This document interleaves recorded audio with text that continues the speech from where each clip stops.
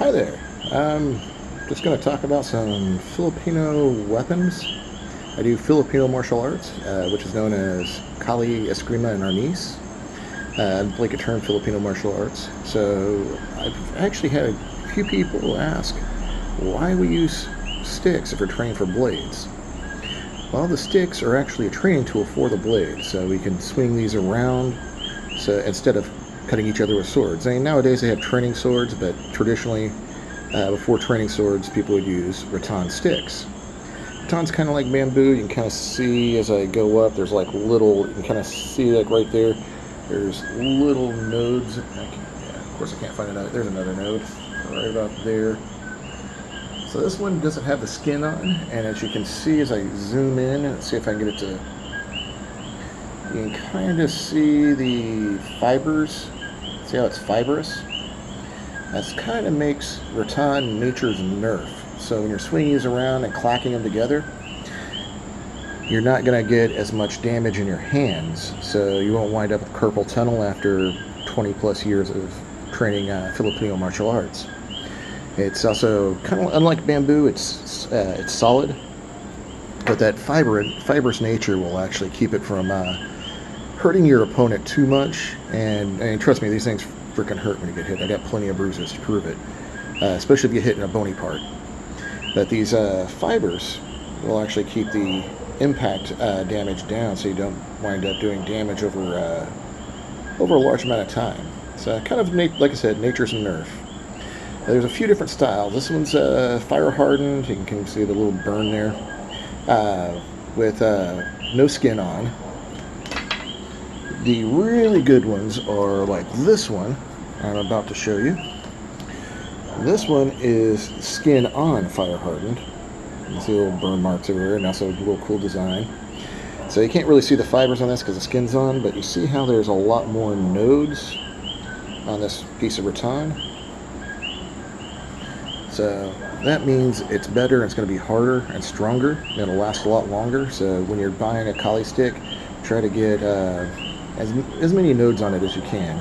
And again, this one's solid. They're all solid. People sometimes think they're like bamboo and hollow. No, these things actually hurt, unlike the bamboo. I mean, bamboo hurts, but not as much. So these ones are, like I said, not weapons. These are for training. But there are weapons, or sticks we use as weapons, which I'm about to show you. This is what's called kamagang. This is an ironwood. Let me get it so you can see all the cool colors in it. Kamagang is a ironwood from the Philippines. This is a very solid piece. There's no rod inside here.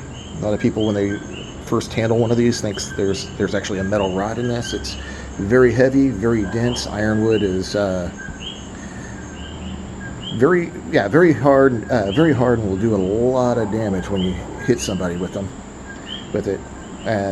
I like to train with them because of the weight, so it gets me used to swinging like actual swords and stuff around, or a lead pipe or a baseball bat.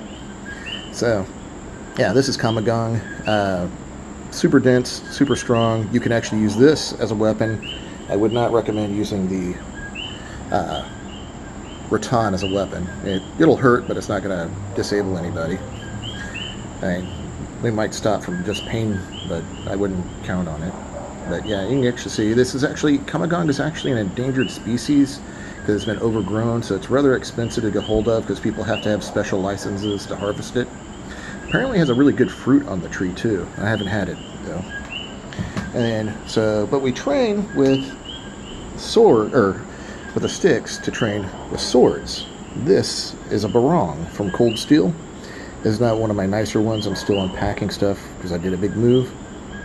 So this was according to legend, used to cut through Spanish muskets.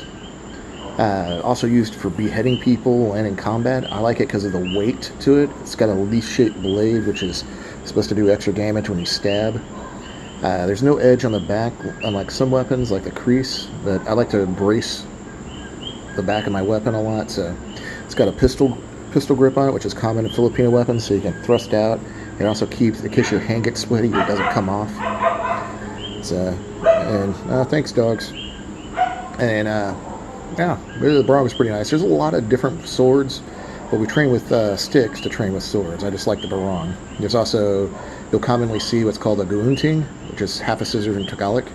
Uh, that's a 20th century weapon that's pretty brutal, has a forward swept tip on it. Yeah, there's a whole bunch. There's literally, I could sit here for hours naming off all the different kind of what they call bolos or short swords in the Philippines that we use.